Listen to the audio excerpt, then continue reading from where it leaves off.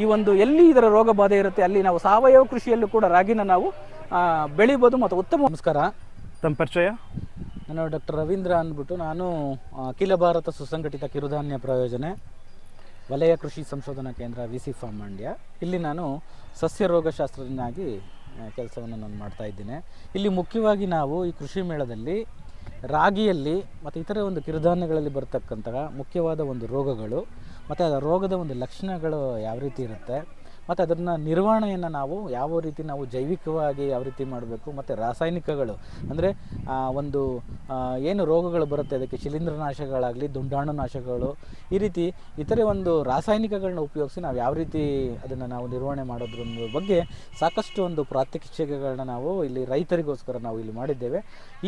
ಈ ಒಂದು ಪ್ರಾತ್ಯಕ್ಷಿಕೆಗಳ ನೋಡೋದರ ಮುಖೇನ ರೈತರಿಗೆ ಏನಾಗುತ್ತೆ ಅಂದರೆ ನಾವು ಒಂದು ರೋಗವನ್ನು ಯಾವ ರೀತಿ ಅದನ್ನು ನಿರ್ವಹಣೆ ಮಾಡಬೇಕು ಅನ್ನೋದು ಅವರ ಮನದಟ್ಟಾಗುತ್ತದೆ.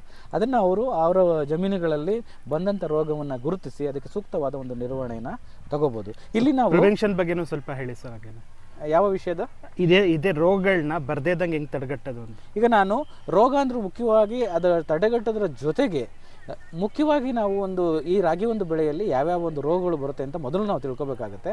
ರಾಗಿಲಿ ಮುಖ್ಯವಾಗಿ ನಮಗೆ ಆರ್ಥಿಕವಾಗಿ ಒಂದು ನಷ್ಟ ಮಾಡುವಂಥ ಒಂದು ರೋಗ ಅಂತಂದರೆ ಬೆಂಕಿ ರೋಗ. ಈ ಬೆಂಕಿ ರೋಗ ನಾವು ರಾಗಿ ಒಂದು ಬೆಳೆಯನ್ನು ನಾವು ಬಿತ್ತನೆ ಅಥವಾ ನಾಟಿ ಮಾಡಿದ ನಂತರ ಮತ್ತು ಅದು ಕಟಾವಿನ ಹಂತದವರೆಗೂ ಕೂಡ ಈ ರೋಗವನ್ನು ನಾವು ಈ ಒಂದು ಬೆಳೆಯಲ್ಲಿ ಕಾಣ್ಬೋದು. ಮೊದಲಿಗೆ ನಾವು ಸಸಿ ಮಡಿಯನ್ನು ನಾನು ರಾಗಿ ಬೆಳೆಗೆ ಒಂದು ನಾಟಿ ಮಾಡಬೇಕು ಅಂತ ಸಸಿ ಮಡಿಯನ್ನು ಮಾಡ್ತೀವಿ, ಆ ಥರ ಬಿತ್ತನೆ ಮಾಡ್ತೀವಿ. ಬಿತ್ತನೆ ಮಾಡಿದ ಒಂದು 15-20 ದಿನಗಳ ನಂತರ ಅಥವಾ ನಾವು ಸಸಿ ಮಡಿಯಲ್ಲಿ ಒಟ್ಲುಪಾತಿ ಅಂತ ಏನು ಮಾಡ್ತೀವಿ, ಇದನ್ನು ಮಾಡಿದ ಅಲ್ಲೂ ಕೂಡ ಒಂದು 15-20 ದಿನಗಳ ನಂತರ ಈ ಒಂದು ಸಸಿಗಳ ಮೇಲೆ ಒಂದು ಬೆಂಕಿ ರೋಗದ ಒಂದು ಬಾಧೆ ಕಾಣಿಸ್ಕೊಳುತ್ತೆ. ನಾವು ಇದನ್ನು ಎಲೆ ಬೆಂಕಿ ರೋಗ ಅಂತ ಹೇಳ್ತೀವಿ. ಇದರ ಲಕ್ಷಣಗಳು ನೋಡಿದಾಗ ಮೊದಲು ಗರಿಗಳ ಮೇಲೆ ಕಂದು ಬಣ್ಣದ ಒಂದು ಚುಕ್ಕೆಗಳು ಕಾಣಿಸ್ಕೊಳ್ತವೆ. ಚುಕ್ಕೆಗಳು ಆಮೇಲೆ ಏನಾಗುತ್ತೆ ಅಂದರೆ ರೋಗದ ಒಂದು ತೀವ್ರತೆಯ ಅನುಸಾರ ಮಚ್ಚೆಗಳಾಗಿ ಮಾರ್ಪಾಡಾಗ್ತಾ ಹೋಗುತ್ತೆ. ಆವಾಗ ನಮಗೆ ರೋಗದ ತೀವ್ರತೆಯ ಒಂದು ಆಧಾರದ ಮೇಲೆ ಏನಾಗುತ್ತೆ, ಸಂಪೂರ್ಣವಾಗಿ ಎಲೆಗಳು ಒಣಗಿ ನಮಗೆ ಸದೃಢವಾದ ಆರೋಗ್ಯಕರವಾದ ಮತ್ತು ನಮಗೆ ನಾಟಿ ಮಾಡೋಕ್ಕೆ ಯೋಗ್ಯವಾದ ಒಂದು ಸಸಿಗಳು ನಮಗೆ ಸಿಗೋದಿಲ್ಲ.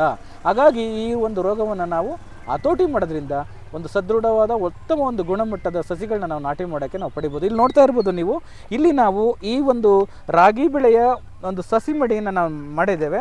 ಸಸಿ ಮಡಿಯ ಮೇಲೆ ಈಗ ನಾವು ಬಿತ್ತನೆ ಮಾಡಿದ ಒಂದು 15-20 ದಿನಗಳ ಮೇಲೆ ಈ ರೀತಿ ಕಂದು ಬಣ್ಣದ ಒಂದು ಚುಕ್ಕೆಗಳು ಮೊದಲು ಕಾಣಿಸ್ಕೊಂಡು ನಂತರ ಇವು ಮಚ್ಚೆಗಳಾಗಿ ಸಂಪೂರ್ಣವಾಗಿ ಗಿಡಗಳು ಒಣಗಿ ನಾಶ ಆಗುವಂಥ ಒಂದು ಸಾಧ್ಯತೆ ಹೆಚ್ಚಾಗಿರುತ್ತೆ. ಹಾಗಾಗಿ ನಾವು ಇಲ್ಲಿ ಏನು ನಾನು ತೋರಿಸ್ತಾ ಇದ್ದೇನೆ, ಇದಕ್ಕೆ ಮುಖ್ಯವಾದ ಒಂದು ಶಿಲೀಂಧ್ರನಾಶಕ ಅಂದರೆ ಬಿತ್ತನೆ ಮಾಡಿದ ನಂತರ ಒಂದು 15-20 ದಿನಗಳ ನಂತರ ಏನು ರಾಗಿ ಒಂದು ಗರಿಗಳ ಮೇಲೆ ಆ ಒಂದು ರೋಗದ ಲಕ್ಷಣಗಳು ಕಾಣಿಸ್ಕೊಂಡಾಗ ನಾವು ಇಲ್ಲಿ ಕಾರ್ಬನ್ಡಿಸಿಮ್ ಅನ್ನೋ ಇದು ಒಂದು ಶಿಲೀಂಧ್ರನಾಶಕ, ಇದನ್ನು ನಾವು ಎಲ್ಲ ಬೆಳೆಗಳಲ್ಲೂ ಕೂಡ ಇದು ಶಿಲೀಂಧ್ರನಾಶಕವನ್ನು ಒಂದು ಉತ್ತಮ ಒಂದು ಪರಿಣಾಮಕಾರಿಯಾದ ಶಿಲೀಂಧ್ರನಾಶಕ ಅಂತ ಬಳಕೆ ಮಾಡ್ತಾ ಇದ್ದೇವೆ.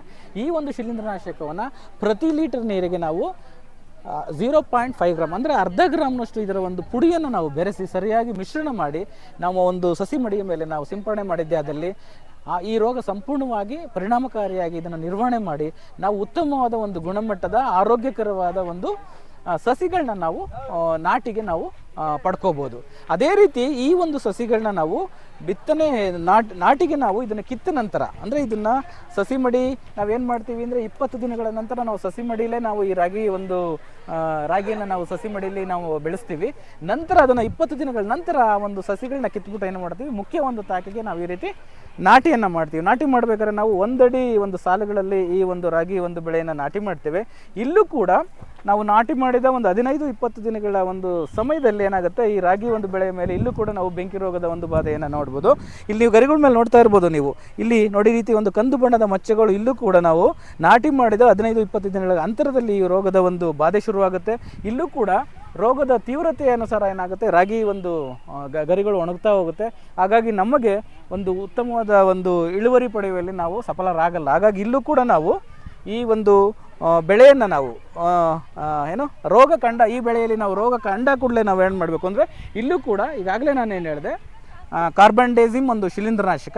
ಅದನ್ನು ಕೂಡ ನಾವು 1 ಗ್ರಾಮ್ನಷ್ಟು ಶಿಲೀಂಧ್ರನಾಶಕದ ಒಂದು ಪುಡಿಯನ್ನು 1 ಲೀಟರ್ ನೀರಿನಲ್ಲಿ ಬೆರೆಸಿ ನಾವು ಸಿಂಪರಣೆಯನ್ನು ಮಾಡಬೇಕಾಗುತ್ತೆ.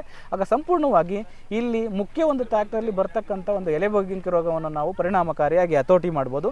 ಇದೇ ಬೆಳೆಯಲ್ಲಿ ನಾವು ಹೂ ಬಿಡುವ ಒಂದು ಹಂತದಲ್ಲಿ ಈ ಒಂದು ಬೆಂಕಿ ರೋಗವನ್ನು ಮತ್ತೆ ನಾವು 3ನೇ ಹಂತದಲ್ಲೂ ಕೂಡ ನಾವು ಕಾಣ್ಬೋದು. ಇಲ್ಲಿ ಹೂ ಬಿಡುವ ಹಂತದಲ್ಲಿ ಏನಾಗುತ್ತೆ ಅಂತ ಅಂದರೆ, ಹೂ ಬಿಟ್ಟ ನಂತರ ಈ ಒಂದು ರೋಗಾಣು ಅಂದರೆ ಬೆಂಕಿ ರೋಗದ ಒಂದು ರೋಗಾಣು ರಾಗಿ ಬೆಳೆಯ ಒಂದು ಇಲುಕುಗಳ ಮೇಲೆ ಮತ್ತು ಅದರ ಕುತ್ತಿಗೆ ಭಾಗದಲ್ಲೂ ಕೂಡ ಅದರ ಒಂದು ದಾಳಿಯನ್ನು ಮಾಡುತ್ತೆ.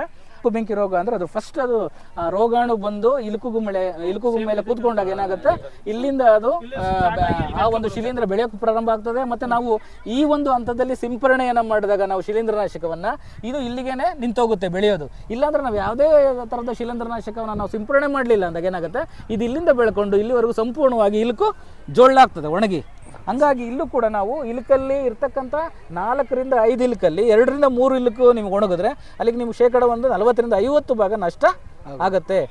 ಈ ರೀತಿಯಾದ ಒಂದು ಮೋಡ ಕವಿದ ವಾತಾವರಣ ಎಲ್ಲಿರುತ್ತದೆ, ಮತ್ತು ತುಂತುರು ಮಳೆ ಬೀಳೋದು, ಮತ್ತು ಉಷ್ಣಾಂಶ ಕಡಿಮೆ ಇರೋದು, ಮತ್ತು ಈ ವಾತಾವರಣದ ಒಂದು ಆರ್ದ್ರತೆ ರಿಲೇಟಿವ್ ಹ್ಯುಮಿಡಿಟಿ ಅಂತ ಇರ್ತಿದೆ, ಯಾವಾಗ ಈ ವಾತಾವರಣ ಸೃಷ್ಟಿಯಾಗುತ್ತೆ ಆವಾಗ ಈ ಬೆಂಕಿ ರೋಗ ಬಹಳ ವೇಗವಾಗಿ ನೋಡಿ ಈಗ ಎಲೆಗಳ ಮೇಲೂ ಕಾಣ್ತಾ ಇದೆ ನಿಮಗೆ, ಎಲೆಗಳ ಮೇಲೆ ಇದೆ ನೋಡಿ, ಇಲ್ಲಿ ನೋಡಿ ಸರ್, ಇಲ್ಲಿ ಕಾಣ್ತಾ ಇದೆ ನೋಡಿ, ಬಹಳ ಚೆನ್ನಾಗಿದೆ. ಇದು ಮುಖ್ಯವಾಗಿ ವಜ್ರಾಕಾರದ ಒಂದು ಚಿಹ್ನೆ, ಇದು ಚುಕ್ಕೆಗಳು ಈ ಎಲೆಗಳ ಮೇಲೆ ಕಾಣಿಸ್ಕೊಳ್ತೀವಿ, ಮಚ್ಚೆಗಳು. ಇದನ್ನು ನಾವು ಮುಖ್ಯವಾಗಿ ಬೆಂಕಿ ರೋಗ ಅಂತ ಇದರಿಂದ ನಾವು ಗುರುತಿಸ್ತೀವಿ. ಕುತ್ತಿಗೆ ಬೆಂಕಿ ರೋಗ ಕುತ್ತಿಗೆ ಭಾಗದಲ್ಲಿ ಅದರ ಒಂದು ಬಾಧೆಯನ್ನು ಮಾಡೋದ್ರಿಂದ ಸಂಪೂರ್ಣವಾಗಿ ತೆನೆ ಒಣಗಿ ಮತ್ತು ಅದು ಕೂಡ ಸಂಪೂರ್ಣವಾಗಿ ಜೊಳ್ಳಾಗೋಂಥ ಸಾಧ್ಯತೆ ಹೆಚ್ಚಾಗಿರುತ್ತೆ. ಹಾಗಾಗಿ ಇಲ್ಲಿ ನಾವು ಈ 3 ಥರನಾದ ಒಂದು ಬೆಂಕಿ ರೋಗದಲ್ಲಿ ಅಂದರೆ ನಾವು ಎಲೆ ಬೆಂಕಿ ರೋಗ ಸಸಿ ಮಡಿಲಿ ಬರೋದು, ಅದ್ರ ಜೊತೆಗೆ ನಾವು ಏನು ಮುಖ್ಯ ತಾಕಿನಲ್ಲಿ ಎಲೆ ಬೆಂಕಿ ರೋಗ ಬರುತ್ತೆ, ಅದರ ಜೊತೆಗೆ ಏನು ಹೂ ಬಿಡುವ ಹಂತದಲ್ಲಿ ಬರತಕ್ಕಂಥ ಒಂದು ಬೆಂಕಿ ರೋಗ ನಮಗೆ ಹೆಚ್ಚು ಒಂದು ಆರ್ಥಿಕವಾದ ನಷ್ಟವನ್ನು, ಸುಮಾರು 80 ಭಾಗ ನಷ್ಟವನ್ನು ಉಂಟು ಮಾಡುವಂಥ ಒಂದು ರೋಗ.